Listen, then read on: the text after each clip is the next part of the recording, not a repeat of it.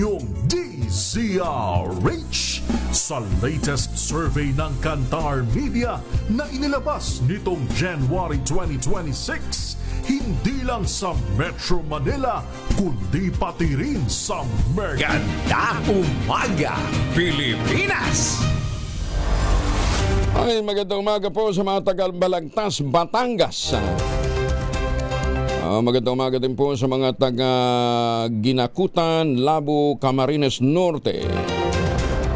Naimbang nabigat ka na kayo amin sa mga kababayan natin dyan sa Norte. Magandang umaga po sa mga suki natin dyan po sa Calamba, Laguna.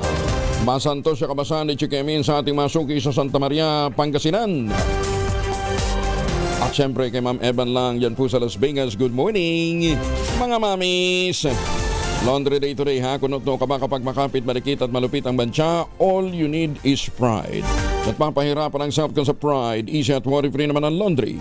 Sa Triple Stay Away Formula, tanggal ang matitindi bansa based on test sa chocolate, mud and sabon and cotton. Gawa po ito ng ACS. 6.6 million pesos na laga ng tanim na marijuana winasak ng mga otoridad sa Tinglayan, Kalinga. Detalye ng balita mula kay Romy Gonzalez sa RH41. Naimbagay na bingat, Romy.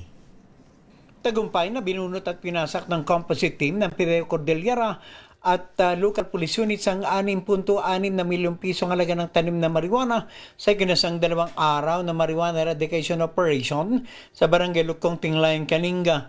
Ang high-impact eradication ang nakatukla sa 3,000 metro kwadradong plantasyon na sa kabuuan ay abot sa 33,000 tanim na marijuana ang sinira ng mga otoridad na nagdulot na malaking dagok at epektibong nakabawas sa supply ng illegal na tanim sa Cordillera Region. Bagaman walang nahuling marijuana cultivator sa ipinatupad na anti-drug operations, naglunsad ang mga otoridad ng komprehensibong investigasyon para matukoy ang nagmamayari at mga individual na responsable sa pagtatanim ng marijuana. Kaugnay nito, nanatiling mapagmatsyag ang Pireo Cordillera at local police units at pinalawak ang kanilang pagsisikap na masubaybayan ang mga liblib na lugar para mahadlangan ang patuloy na pagtatanim ng iligal na tanim na marijuana sa lalawigan ng Kalinga. Ito si RH41 Romy Gonzalez para sa DZRH. Una sa Pilipinas, una sa Pilipinas. Maraming salamat, Romy Josegina. Magandang umaga sa mga taga-Indang Cavite, mga taga-Buwak Marinduque. Ay, si Jose Ramon Ulod, baka nagdadrive ito dyan ho sa New Jersey ha. Ingat po, boss. Ay suportado naman ng Government Service Insurance System o GSIS ay sinusulong ngayon ng Kamara na Kalinga Act of 2026. Ayon kay GSIS President at General Manager Vic Veloso, naniniwala sila sa layunin ng naturang panukala na patatagin ang presyo ng enerhiya, tiyakin ang supply ng mahalagang bilihin at maprotektahan ang mga pamilyang mababa ang kita. Tugmaan niya ito sa mga programang tulong ng ahensya gaya ng balik ginhawa loan moratorium, GSIS Solar Energy Loan o yung GSEL at yung ginhawa bike and e-mobility loan o GBEL. Pagbibida pa ni Veloso, tinatay nga abot ng 12.2 billion pesos ang kabuuang halaga ng tulong na naipamahagi na ng GSIS para sa mga kawani ng gobyerno at ng kanilang mga pensioners. Kaugnay nito, iginiit ng GSIS President na handa ang ahensya sa pakikipagtulungan sa House Ad Hoc Committee on Legislative Energy Action and Development o LEAD Committee para protektahan ang publiko sa pamamagitan ng mga batas at mga programang totoong nakatugon sa kanilang pangangailangan, lalo na sa harap ng nararanasan ngayong energy crisis. Lusot na sa ikatlo at huling pagpasa ng Kamara ang House Bill 8466 o ang National Land Use Act. Sa botong 224 ang pabor, 3 ang tutol, walang abstention. Tuluyang nakapasa ang panukala matapos na tukuyin ni House Speaker Faustino Bonji D. III bilang isa sa mga pangunahing prioridad ng legislatura sa pagbabalik ng sesyon. Layunin ng National Land Use Act na magtatag ng isang unified framework na nakabatay sa sensya upang mabalanse ang iba't ibang pangangailangan ng bansa. Kabilang narito ang proteksyon sa mga lupang sakahan para sa food security, maayos na pagpaplano ng mga komunidad at mga kalsada, Bukod pa rito ang pangangalaga sa kalikasan at gabay para sa sustainable na pagunlad at pamumuhunan. Ayon kay Speaker D, ang reformang ito ay ilang dekada na ring naantala. Kaya naman ang pagkakapasa nito ay malinaw na mensahe na handa na ang bansa na ayusin ang paggamit ng lupa para sa kapakanan ng susunod na henerasyon. Sana nga po graduate bilang batas.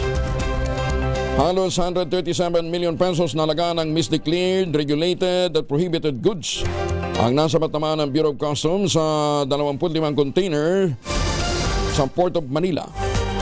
Kaulat ni Customs Commissioner Ariel Nepomuceno, dineklara bilang mga plastic rocks mula sa China at naipadadala sana sa isang construction supply trading company ang mga nabanggit na produkto. Sa isinagawang physical inspection ng mga otoridad, tumambad ang iba't ibang agricultural product gaya ng bigas at asukal na may kabuuang halagang 18.13 million pesos. Nadiskubre rin ang mga produktong lumabag sa intellectual property rights gaya ng mga damit, mga chemical, cosmetic items, electronics, pharmaceutical products, foodstuff at iba pang commodities. Dahil dito posibleng kumaharap ang may-ari at mga nasa likod ng naturang kargamento ng kasong paglabag sa Customs Modernization Act at Tariff Act bilang o dahil po sa naturang smuggling. Posibleng kumaharap din sila sa mga kaugnay pang mga batas. 37 anyos na caretaker ng isang resort nalunod, patay. Matapos na iligtas ang isang 13 anyos na batang muntik nang malunod sa ilog ng Mabini, Pangasinan. Detalye ng balita mula kay Aris38 Freddy Pajardo. Masantos siya kabasahan ni Chikamin sa ating mga kababayan dyan sa Pangasinan, Freddy. Masantos siya kabusan, Kuyang Angel. Umabot ng 1 oras bago nasagip ang katawan ng biktima na 45 anyos na resort caretaker, may asawa at residente ng Barangay Baknet, Mabini, Pangasinan. Batay sa ulat ni Mabini OIC Chief of Police Major Ronnie Astrero, ang biktima kasama ang kanyang may bahay ay nagtungo sa ilog sa Purok Riverside, Barangay Baknet para maglaba at maligo na rin nang makita ng biktimang isang 13 anyos na batang lalaki na nalulunod sa ilog. Kaya agad nitong tinulungan at nang masagip at madala ang bata sa ligtas na lugar, nakita naman na tila pagod ng biktima at nanghihina at bigla na lamang itong natumba sa ilog at natangay ng malakas na agos. Kaya agad humingi ng tulong sa mga barangay official sa lugar ang misis nito at agad namang nakapagsagawa ng rescue operation ng NDRRMO, PNP at Bureau of Fire Protection, kung saan makalipas ang 1 oras nasagip ang katawan ng biktima sa may lalim na 16 na talampakan. Wala itong malay at agad ay dinala sa Rural Health Unit, ngunit idineklarang dead on arrival na ng attending physician. Mula sa Action Radio Pangasinan, ito si Freddy Fajardo, Aris38, tag-uulat para sa DCRH Una sa Pilipinas, una sa Pilipinas. Maraming salamat, Freddy. Maganda umaga, Pilipinas! 28 makalipas ang alas 4, mga misis. Amoy araw pa si Mr. pag-uwi galing ng trabaho. Abay dalyan sa germ sa katawan nila. Para labanan ang amoy araw at may pawis, gumamit ng Shield Bath Soap regularly. Unbeatable ang Shield sa paklaban sa germs versus another brand by Shea Butter. Pampalambot ng kuti sa prasyong abot kaya 1250 SRP. Kaya naman recommended ito ng Philippine Nurses Association. Kaya mga misis, ay challenge you, subukan ng Shield Bath Soap. Galit sa sakit, may malasakit, sulit na sulit. 6 million pesos na laga ng shabu at marijuana at barel na kumpiska. Yan po naman ito sa Lucena City. Detalye ng balita mula kay Benji Antioquia, Aris33. Benji, good morning. Arestado ng Lucena City Police ang 2 drug suspect sa isinagawang drug bypass operation ng mga tauhan ni Lieutenant Colonel Ryan Hernandez sa Purok 5, Barangay Dalahican, Lucena City, bandang alas 4:40 ng hapon. Sa report na natanggap ni Quezon PNP Provincial Director Police Colonel Bong Albasia, 2 high-value individual ang naaresto na may pag-iingat din ng 38 revolver na baril kung saan nakuha sa kanila ang 300 grams ng hinihalang shabu at 11 kilos na pinatuyong marijuana at nakakalaga na ito ng 6,120,000 pesos batay sa street value nito. Sinabi pa sa report na ang 2 drug suspect ay may kaso ng RA 9165 noong 2022 at nakalabas lang noong September 2025 at ngayon ay kasulukuyang muli naharap sa kasong paglabag sa Republic Act 9165. Ito si Benji Antioquia, nag-uulat para sa DCRH, una sa Pilipinas, una sa Pilipino. Maraming salamat, Benji Antioquia. Alas 4:30, showbiz muna tayo. Si Marian Rivera. Excited sa kanyang pagbabalik serye at teleserye. Ha? Yan ang babalita sa atin ni Morley Alinio. Good morning, Morley. Gising na ang showbiz! Good morning, Kuya Angel. Balik sa paggawa ng serye o teleserye ang kapuso primetime queen na si Marian Rivera. At sa kanyang pagbabalik, gagawin niya ang series na Behind Closed Doors. Naku naman, na kung saan kakaiba daw ang role na nasabing actress. Kung dati-rate, inaapi, sinasampal, inagawa ng asawa, nanay na naging martir, at this time daw ay iba naman daw ang karakter ni Marian Rivera. At dahil dito, excited ang naturang actress dahil sa totoo lang, muli na namang mapapatunayan ang galing o husay niya sa pag-arte matapos na manalo siya bilang Best Actress sa pelikulang Balota. Ang naturang programa o ang naturang TV series na Behind Closed Doors na inaabangan ng mga fans dahil ito ay collaboration project ng GMA Network at Primetime Video. Umani naman ang iba't ibang reaksyon ang karakter na gagampanan ng kapuso actress. Say ng ilang netizens, excited din daw sila na makita kung paano maging palaban ang isang Marian Rivera. Oh, di ba? Bongga? Yan ang ating DZRH Showbiz Status News. Ako po ang inyong RH47, Morley Alinio para sa DZRH. Una sa Pilipinas, una sa Pilipino. Salamat, Morley. Maganda umaga, Pilipinas! Kung sa si Marian ay may teleserye, matindi naman ang teleserye sa Senado at sa Kongreso at saka sa Senado. Ano ha? Eto. Niyanig ng mabibigat na alegasyon si Executive Secretary Ralph Recto sa privilege speech ni Batangas 1st District Representative Leandro Leviste sa plenaryo ng Kamara. Sa pahayag ni Leviste, direktang kinestyon nito ang ugnayan ni Recto, Batangas Governor Vilma Santos Recto at ng negosyanteng si Congressman Edwin Garjola. Inamon din ni Leviste ang panig ng mga Recto na basagin ang kanilang katahimikan hinggil sa paggastos umano ni Garjola ng mahigit 1 billion pesos para sa kampanya ng pamilya Recto, kabilang ng aktor na nooy kandidatong si Lucky Manzano. Tanong ng kongresista kung totoong malaking nagastos ni Garjola para sa kanilang kampanya. Ano ang kapalit nito? Bukod sa pondo sa kampanya, siniwalat din ni Leviste ang umano'y operasyon ng Refresh Gaming Corporation, ang operator ng Small Town Lottery o STL sa Batangas. Ayon sa mababatas, batay sa impormasyon mula sa mga lokal na politiko, sina Recto at Garjola ang nasa likod ng nasabing kumpanya. Meron din umanong bookies at second table ang Refresh Gaming habang nanunungkulan sa gabinete si Secretary Recto at maliban sa STL, tinitingnan din ng DPWH bilang posibleng pinagkukunan ng pondo ng nasabing alyansa. At kung totoo na 1 billion pesos o mahigit pa ang ginastos ni Congressman Garjola para sa mga Recto sa nakaraang kampanya, ang susunod na tanong ay, bakit si Garjola gumastos ng mahigit 1 billion piso para sa mga Recto? Ito ba ay pagkakaibigan lang o may ginagawa ba si Ralph Recto as Cabinet Secretary of the Republic of the Philippines para makapaggastos ng ganito si Garjola?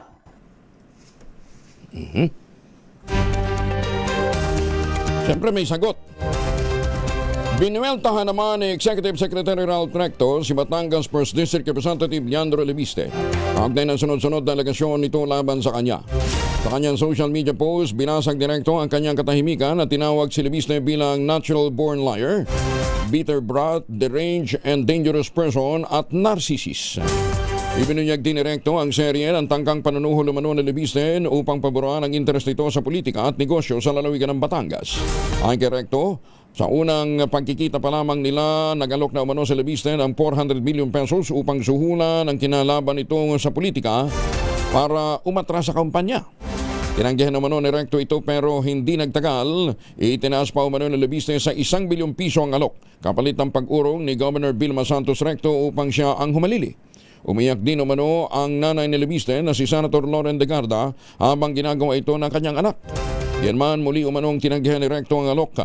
At tanging ang respeto niya kay Legarda bilang dating kasamahan sa trabaho ang naging dahilan para hindi niya isiwalat at kasuhan si Lebiste. Bukod sa suhulan, inakusahan din ni Recto si Lebiste ng mga sumusunod: pag-interes sa libu-libong ektaryang lupa sa Nasugbo, pagkakaroon ng 24 billion pesos na utang mula sa mga Go Solar projects, paggamit ng troll farms, AI operation at boat buying sa Batangas para manira ng mga opisyal. Nilinaw din ni Recto ang pilit na pag-uugnay ng malisya o ng may malisya sa kanila ni Congressman Edwin Garjola.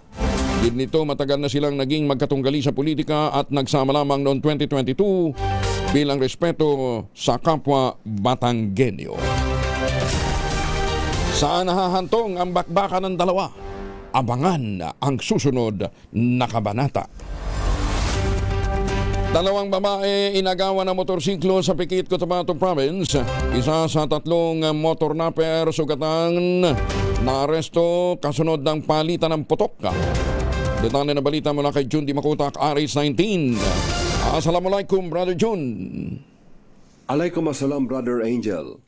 Dalawang kababaihan ang inagawa ng motorsiklo ng tatlong armadong kalalakihan habang binabaybay ang highway sa barangay Ladtingan, Pikit, Cotabato Province. Wala manong nagawa ang dalawang biktima at natangay ang kanilang dalang motorsiklo, isang Honda XR150. Agarang humingi ng saklolo sa Pikit PNP ang dalawang babae na may edad 17 at 19 dahilan na agarang naglunsad ng hot pursuit operation ang kapulisan. Namataan naman ng mga nagrespondeng Pikit PNP ang tinangay na motorsiklo na tumutugma sa plate number nitong 616 MRA. Habang papalapit ang kapulisan, pinaputukan naman sila ng mga motor nappers na humantong sa palitan ng putok. Isa sa tatlong suspek ang tinamaan na humandusay at naaresto habang tuluyang nakatakas ng dalawang suspek. Nabatid na pawang residente ng Ligawasan Town SGA Barm ang tatlo. Sa dakong ito ng Cotabato Province, uso ang motor napping, kung saan ginagawang kabuhayan ng mga motor nappers ang pagbebenta ng kanilang mga nakaw na motorsiklo. Mula sa Central Mindanao, RH19, Jun Di Makutak, DZRH, una sa Pilipinas, una sa Pilipino. Sukran, Jun. Maganda umaga, Pilipinas! Magandang umaga sa mga taga-barangay San Antonio, Binyan, Laguna. Magandang umaga din sa mga taga Abulog, Cagayan. Ingat ho kayo dyan, mainit masyado, napudot. At magandang umaga din po sa mga taga-Calawag, Quezon. Speaking of Quezon, kumusta na yung ating mga taniman ho ng kakao dyan, At para ho sa mga pabalik ng Pilipinas, huwag na ho tayong magpasalubong ng imported na tsokolate. Meron po tayong Tangerine Chocolate. Ang Tangerine Chocolate po ay brand ng mga magniniyog, produkto ng mga magniniyog at mga magsasaka dyan po sa lalawigan ng Quezon. Tatulong po ni Dr. Helen Tan yung po mga planting material ng kakao galing Davao. Hinakot po yan para may tanim dyan po sa mga taniman sa lalawigan ng Quezon. Kaya ngayon, nagpo-produce na po sila ng dekalidad na kakao beans, pinaprocess para maging Tangerine Chocolate. Available po yan sa 0919-095-5935. May mahigit 10 variants po ito ng mga raw material galing din po sa ani ng mga magsasaka. E-check po ninyo sa tangerinechocolate.ph. At sabi nga po ni Dr. Helen Tan, sino bang magmamalasakit sa Pilipino kundi ang kapwa Pilipino? Kaya sa bawat tangkilik natin ng Tangerine Chocolate, pinalalakas natin ang loob ng ating mga magsasaka. Pinalalakas natin ang ating lokal na ekonomiya. Tangerine Chocolate 100% gawang lokal but taste and looks global. Tinulungan ito ng DOST at ng DTI. Tangerine Chocolate, 100% gawang atin. Pakiusap ni Dr. Helen Tan, sana naman ay ating tangkilikin. Maganda umaga, Pilipinas! Police Regional Office 8 nagpadala ng 2 tauhan para sa seguridad ng Asian Summit 2026 sa Cebu. Detalye na balita mula kay Jimmy Angay-Angay, RH32, Maupayng Aga, Jimmy. Nasa full alert status ng Police Regional Office 8 matapos magtalaga ng 200 pulis mula sa iba't ibang lalawigan sa Eastern Visayas bilang augmentation force para sa nalalapit na ASEAN Summit sa Cebu. Ayon kay Police Regional Office 8 Regional Director Brigadier General Jason Capoy, ang mga nakatambay na pulis ay magsisilbing suporta sa seguridad kabilang na ang civil disturbance management, pagbabantay sa mga hotel na tutuluyan ng mga delegado at pagpatupad na mahigpit na seguridad sa mga ruta at daloy ng trapiko. Gaganapin ng ASEAN Summit 2026 sa Mayo 7 hanggang 8 sa Lapu-Lapu City, Cebu, kung saan inaasang darating ang mga foreign delegates mula sa Mayo 5 hanggang Mayo 12. Nang nagpadala ang Police Regional Office 8 ng 19 ng mga tauhan mula sa Regional Mobile Force Battalion upang tumulong sa kasalukuyang seguridad at operasyon sa Cebu. Tiniyak naman ng pulisya ang kanilang handaan at pakignayan sa iba pang ahensya upang masiguro ang mapayapa at maayos na pagdaraos ng nasabing international event. Mula dito sa DYVL Action Radyo Tacloban, ito si R32 Jimmy Angay-Angay para sa DZRH, una sa Pilipinas, una sa Pilipinas. Daghang salamat, Jimmy. Naimbang nabigan sa mga suki natin dyan sa Bigan City. Ay, sa mga Tagalawag, kumusta na ho kayo, ha? Masantos sa kabasan sa mga taga-Asinggan. Nako, mainit ho dyan. Lalong-lalo na dyan sa may bandang Dagupan. Livelihood Training Center, pinontohan ng gobyerno ng India. Itinanover ng Indian government sa lokal na pamahalaan ng Bobon, Northern Samar. Detalye na balita mula kay Jane Galit Bantayan, Aris 34. May buntag ni mo, Jane. Bumisita sa probinsya ang dalawang opisyal ng Indian government na kinabibilangan ng officials, Harsh Kumar Jain, Ambassador of India to the Philippines at Embassy of India, Mr. Jivan Kanpal, Second Secretary Economic and Commerce of the Government of India, upang dumalo sa turnover ng Livelihood Training Center sa bayan ng Bubon, Northern Samar. Ang proyekto ay pinunduhan ng Indian government sa pamamagitan ng Indian Quick Impact Project. Malaki ang pagpapasalamat ni Bubon Mayor Rene Celespara sa pagkakapili ng bayan bilang beneficiary na magbibigay ng malaking tulong lalo na sa mga unemployed o walang trabahong mga residente. Kabilang rin dito ang mabibigyan ng trabaho at ito ay oportunidad sa mga senior high school graduates, out of school youth at vulnerable sektor sa pamamagitan ng local livelihood programs. Magbibigay ito ng skills training na nakikitang malaking tulong sa paglago ng ekonomiya ng nasabing bayan. Sinalubong ang dalawang opisyal ng local government unit ng Bubon sa pamumuno ng mismong Mayor Rene Celespara at Vice Mayor Ligaya Uy. Kasama ng dalawang opisyal ng India sa pagbisita si DILG ASIC Francisco Cruz. Taong 2025 ang unang pagbisita ng dalawang opisyal ng India sa bayan ng Bubon para sa groundbreaking ng proyekto at kahapon ay formal na itong itinurnover ng Indian government sa local government unit ng Bubon. Nagkaroon ng Philippine government sa pamamagitan ng DILG at Indian government sa pamamagitan ng Embassy in the Philippines ng Memorandum of Agreement taong 2024 sa implementasyon ng Quick Impact Projects. Ang bayan ng Bubon, kabilang sa 6 na identified sa nasabing proyekto, ang nag-iisang bayan na napili sa buong Eastern Visayas. Ang ilan sa mga napiling local government units ay ang Cervantes ng Ilocosur, Basco ng Batanes, Dolores ng Quezon, Numancia ng Aklan at Bacolod ng Lanao del Norte. Mula sa Action Radyo Katarman, RH34 Jane Galit Bantayan ng DZRH, una sa Pilipinas, una sa Pilipinas. Dengan salamat, Jane. Magandang umaga din sa mga taga Baguio City. 3 individual sugatan sa salpukan ng 2 sasakyan sa Morong Bataan. Detalye ng balita mula kay Danny Kumilang, RH37. Danny, good morning. 3 ang nasaktan at nasugatan sa naganap na salpukan ng Toyota Fortuner at Ford Fiesta sa kabaan ng Governor J.J. Linaw National Road sa Barangay Mabayong, Morong Bataan. Batay sa investigasyon, naganap ang aksidente 3:45 kahapon ng hapon. Biglang kumabig umano ang Ford Fiesta patungo sa linya ng Fortuner na nagresulta sa banggaan sa kabila ng pag-iwas ng huli. Kapwa nagtamo ng pinsala ang mga sasakyan at nasugatan ang 2 driver. Dinala sa Morong Rural Health Unit ang driver ng Ford Fiesta at ang kanyang asawa, habang ang driver naman ng Toyota Fortuner ay nagpagamot naman sa sariling tirahan. Nagpahayag ang driver ng Toyota Fortuner na hindi na siya magsasampa ng kaso at pipiliin na lamang ang maayos na pag-uusap. Danny Kumilang, RS37, DZRH, una sa Pilipinas, una sa Pilipino. Maraming salamat, Danny. Para nga mas maging maayos ang mga lansangan ho natin. Sana ganun na lang ang pag-uusap, ano ha? Ibang amicable settlement na lang kung may mga insurance naman, ha? Mga aktibidad kaugnay naman ng 48 na Asian Summit sa Pilipinas sa arangkada na sa Cebu. Detalye na balita mula kay Let Narciso, RH14. Let, good morning.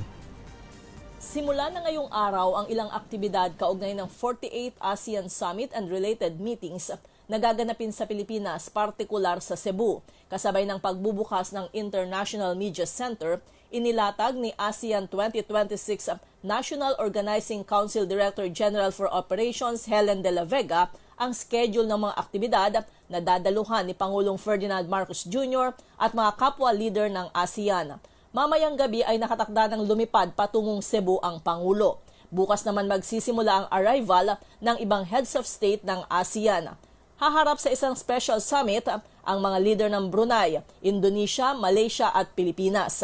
Sa Biyernes naman, May 8, ang opening ceremony ng summit sa Mactan Expo na susundan agad ng mga pagpupulong at working lunch ng mga leader bago magharap sa ASEAN Retreat Session. Ayon kay PCO Secretary Dave Gomez, gumawa ng ilang inisyatiba si Pangulong Marcos para matutukan ang usapin sa energy security at epekto sa rehiyon ng nangyayaring krisis sa Middle East. Matapos niyan ay haharap sa isang press conference sa IMC si Pangulong Marcos para magbigay ng ulat sa mga pinag-usapan sa summit. Magtatapos ang 48th ASEAN Summit sa isang gala dinner kasama si First Lady Liza Marcos at ilang delegado. Ito si Let Narciso para sa DZRH. Una sa Pilipinas, una sa Pilipino. Maraming salamat, Let.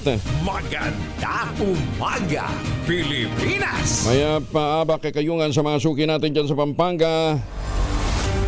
Karapatan ng mga residente sa Dupax del Norte, Nueva Vizcaya dapat respetuhin ng mga mining company ayon naman kay Senator Loren Legarda. Detalye na balita mula kay Raymond at Paz, Aris 28. Raymond, good morning. Nararapat lamang na respetuhin ang karapatan ng mga lokal na residente sa isang lugar kung saan gustong mag-operate ang mga mining companies. Ito ang panawagan ni Senator Loren Legarda bilang co-sponsor ng Senate Committee No. 56 ng Senate Committee on Local Government at Committee on Natural Resources hinggil sa inireklamong mining operation ng Wogel Corporation sa Dupax del Norte, Nueva Vizcaya. Sa pagdinig ng komite na pinamunuan ni Senator Jingo Estrada na patunayang hindi nagkaroon ng konsultasyon sa mga residente ng 5 barangay na sakop ng mining permit ng Wogel Corporation. Sa kanyang co-sponsorship speech, sinabi ni Legarda na ang kawalan ng tamang konsultasyon ay isang uri ng panlilinlang at ang operation ng Wogel Corporation ay sisirain nito ang napakagandang watershed area na protektado ng NIPAS Act. Ang masakit ay ginamit pang mga tao ng pulisya para buwagin ang barikada ng mga residente at arestuhin ang kanilang mga lider. Ang pag-imbestiga sa nangyaring karahasan sa Dupax del Norte ay kasunod ng inihain na resolution ni Senador Erwin Tulfo. Narito si Senador Loren Legarda. A barangay meeting was misrepresented as public consultation. Hindi ito konsultasyon, ito ay paglilinlang. The site lies near the Kaseknan Protected Landscape legislated under E-NIPAS Act, a watershed vital for food and energy security.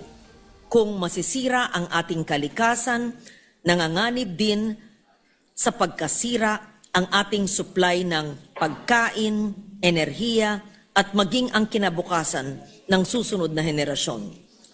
Ito si RH28 Raymond at Paz para sa DZRH, una sa Pilipinas, una sa Pilipino. Maraming salamat, Raymond. Bagong balita, bagong impormasyon. Kasama si Kuya Angelo Palmones. Magandang umaga, Pilipinas!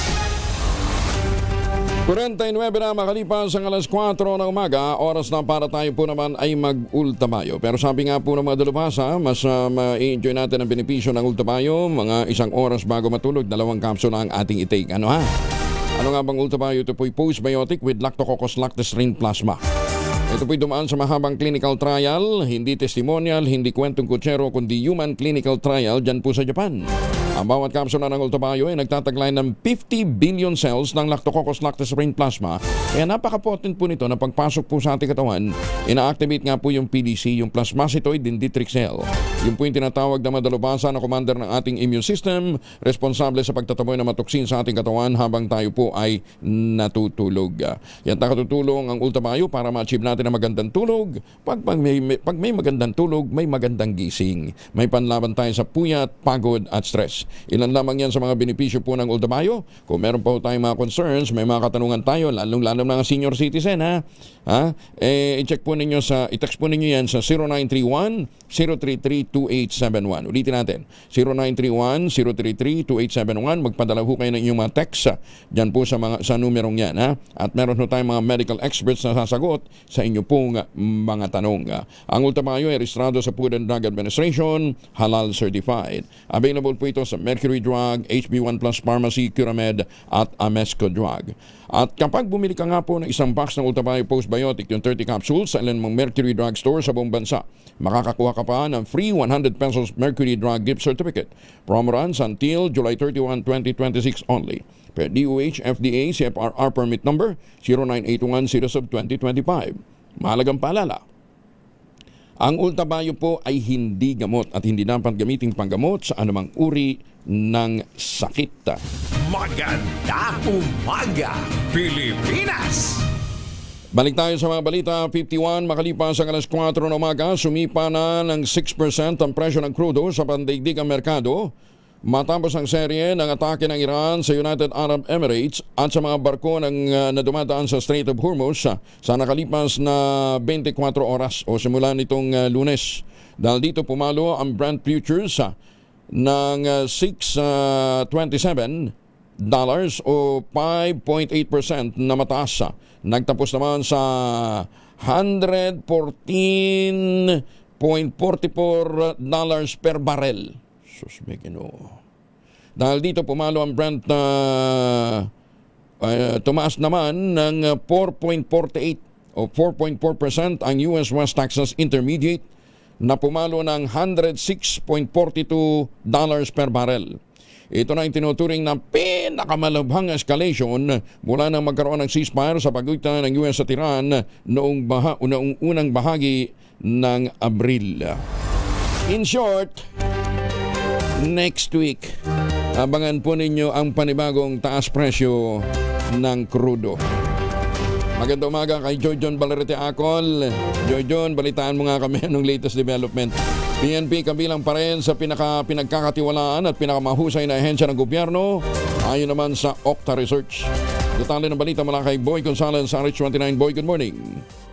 Good morning, Kuya Angel, na ating kabilang sa pinagkakatiwalaan at pinakamahusay na gumaganap na ahensya ng pamahalaan, ang Philippine National Police o PNP sa unang quarter ng taon 2026. Bati ito sa pinakauling tugon ng masa survey na isinagawa ng Okta Research. Ayon sa Okta, 63% ng mga Pilipino ang nagsasabing natitiwala sila sa PNP, habang 61% naman ang nagsabing nasisiyahan sila sa performance ito. Mas mataas ang antas ng tiwala at satisfaction sa Mindanao na may 74% na trust rating at 69% na performance rating. Sinundan ito ng Visayas, habang pinakamababa naman ang naitala sa NCR o National Capital Region na may 54% tiwala at 52% satisfaction. Batay naman sa antas na pamumuhay, pinakamataas ang tiwala sa PNP mula sa Class E at Class D, habang pinakamababa sa Class ABC. Sinagawa ang survey mula Marso 19 hanggang 25 taong 2026 sa pamamagitan ng face-to-face interview sa 1,200 na respondent na may edad na 18 pataas. Merong itong plus-minus 3% margin of error sa 75% confidence level. Ito si Boy Gonzalez para sa Arizona sa Pilipinas, una sa Pilipinas. Maraming salamat, Boy. Magandang umaga sa mga taga-Parañaque, mga taga-Parañaque, at may umaga sa mga tigpaminaw diyan sa Bayawan City sa Negros Oriental. Umaga, Pilipinas! Habang sina'y nagbabangayan na politika, wala pa tayong masyadong naririnig sa paghahanda laban po sa hantavirus.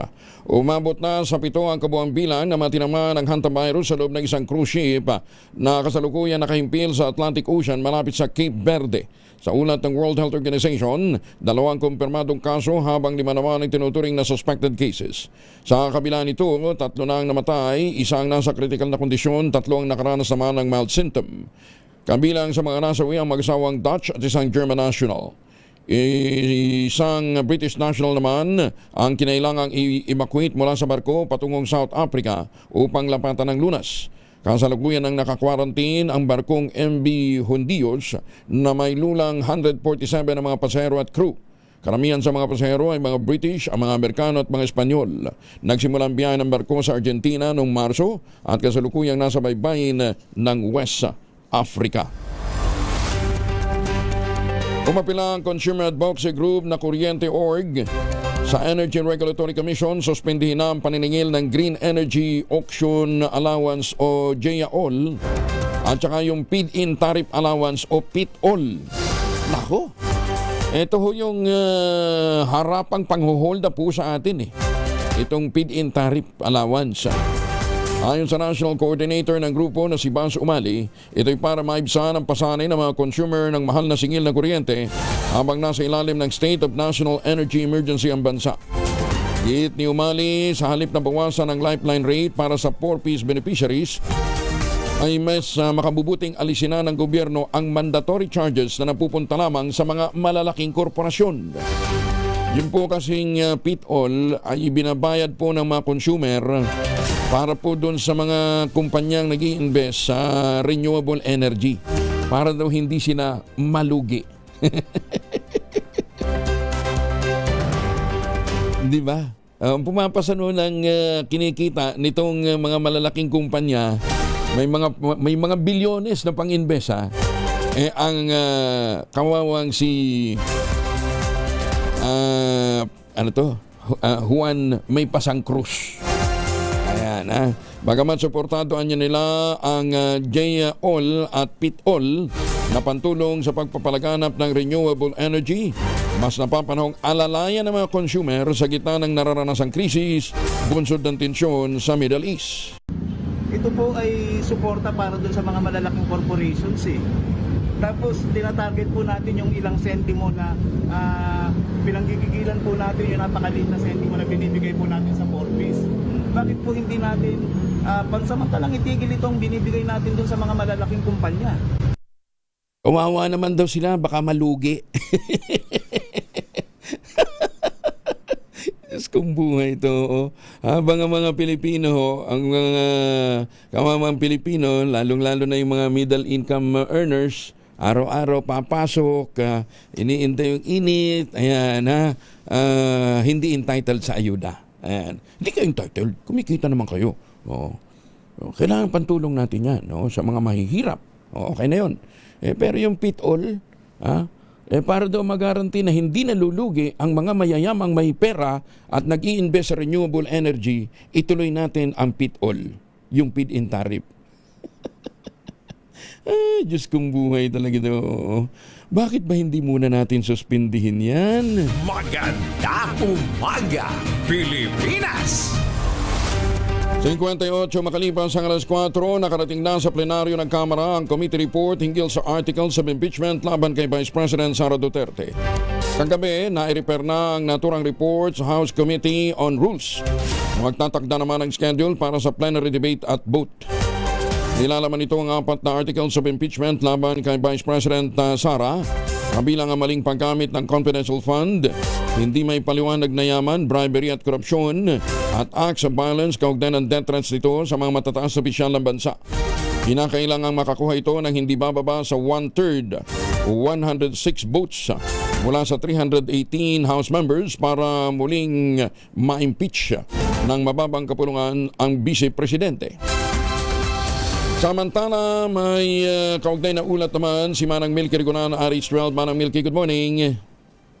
Deliver na sa House Committee on Rules ang Committee Report 261 ng House Committee on Justice, kasama ang resolusyon para sa Articles of Impeachment laban kay Vice President Sara Duterte, kasama ang conclusion and recommendations ng Justice Panel sa impeachment laban sa pangalawang Pangulo. Ngayon na-referred na sa House Committee on Rules, simula na ang debate at pagbotohan ang committee report. Target ng Justice Committee na matalakay at mapagbotohan sa plenaryo ng Kamara ang committee report sa darating na May 11. Kailangan ng 106 na boto o 1/3 votes para maaprobahan ng Articles of Impeachment na iakyat naman sa Senado na siyang impeachment court at magsasagwa ng mga paglilitis. Ako si Milky Reguna, nagulat para sa DZRH, una sa Pilipinas, una sa Pilipino. Maraming salamat, Manang Milky. Samantala, mamigay din muna tayo ng pera. Tumutok sa DZRH at manalo ng instant 1,000 pesos sa Malakas promo kasama ang Pride Detergent. Malakasan ang makinig at manood sa DZRH. Ang tropa ni Sherwin Alparo kasama ang Pride Detergent ay nandyan sa Barangay West Crame, San Juan City. Ayan ha. Sa mga nandyan po sa Barangay West Crame, San Juan City, lakasan nyo ng inyong maradyo, telebisyon. Makikita nyo dyan ang tropang pogi nila Sherwin Alparo kasama ang Pride Detergent. Ready na ba kayong tandaan ang ating word of the day para manalo ka ng DZRH mini component? Eto na! Ayan, ang ating word of the day ay superfluous. Superfluous. Sa Tagalog daw po ay kalabisan, sa Ilocano sobra, sa Cebuano sobra din. Maganda umaga, Pilipinas! Si Lori de la Cruz ang Pag-asa, kasama na natin. Ma'am Lori, good morning. Good morning at sa lahat ng ating mga taga-subaybay. Patuloy pa rin ang mga pag-ulan at na pwedeng maranasan dito sa sa Eastern Samar, Southern Leyte, Dinagat Islands at Surigao del Norte dahil sa epekto po ng low pressure area na nakita sa layong 670 kilometers silangan ng Hinatuan, Surigao del Sur. Ito pong LPA, mababa naman ang chance na maging bagyo pero kahit na mabawang chance na may bagyo, magpapatuloy pa rin ang pagdulot niya ng mga pag-ulan. Samantala, sa Metro Manila at itirang bahagi ng bansa, generally fair weather naman ho ang inaasahan na magiging lagay ng panahon at posible pa rin na mainit. Mataas pa rin ang chance po natin ng mainit at malinsang panahon sa halos maghapon. Sa Kamaynilaan, pwede pong umabot hanggang sa 41 degrees Celsius ang maximum heat index natin sa araw na ito. Mas uminit? Mas uminit, Ma'am Lori? Naku. Oo. Mga anong oras kaya yan? Mga anong oras? Patuloy na rin pinag-iingat ang ating mga kababayan dahil nga po pa rin sa init ng panahon na pwede pong maranasan. At dahil nga po, possible po na magdulot yan ng heat stress at heat cramps sa ating mga kababayan. So yun mo ng latest mula dito sa Pag-asa. Ito po si Lori de la Cruz. Pero anong pinakamainit, Ma'am Lori? Pwede pong umabot hanggang sa 45 degrees Celsius dito po sa Tacloban City. Tacloban. Tabing dagat din kasi, ano ha? Yes.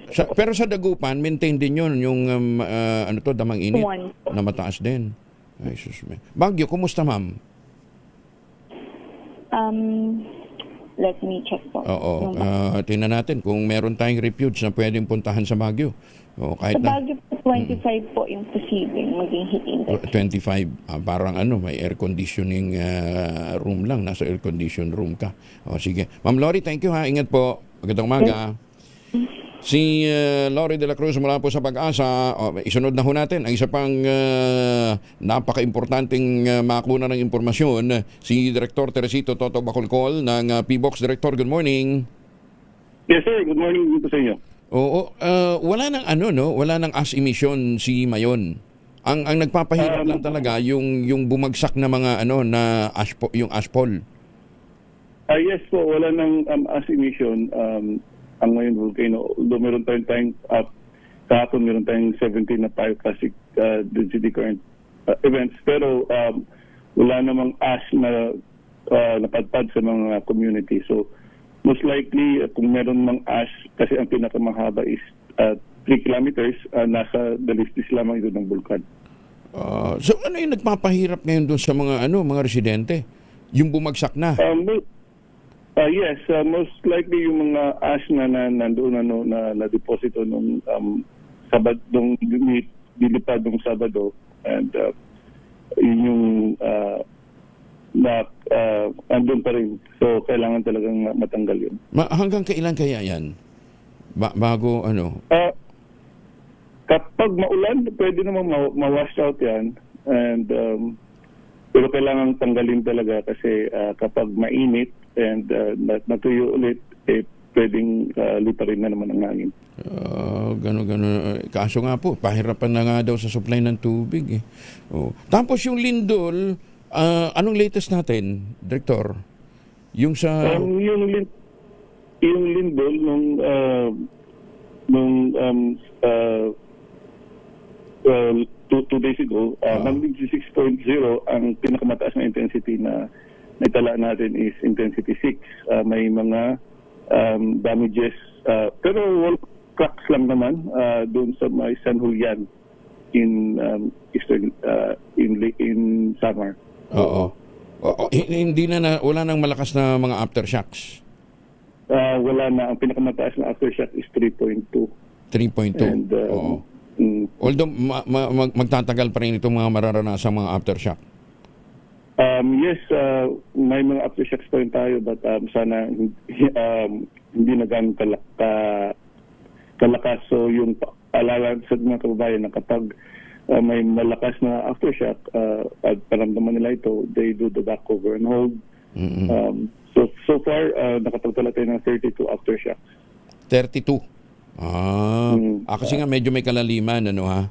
57, tama ba? 57 kilometers. 57, yes, that's right. Ayan, okay, sige. Anyway, thank you, Director, ha? At sana nga po, papahingahin muna tayo sa mga natural calamities na ito at marami pa tayong mga pinoproblema. Thank you, Director. Magandang umaga. Okay. Si Dr. Teresito Bacolcol, ang Direktor ng PBOX ng mga tauhan, ay kalahati jump order pa rin. Uy, bigyan nyo na yung pondo para ho dito sa mga scientists natin ng PBOX. Utang na loob. Maganda umaga, Pilipinas! Itong minuto na makalipas sa 5 ng umaga.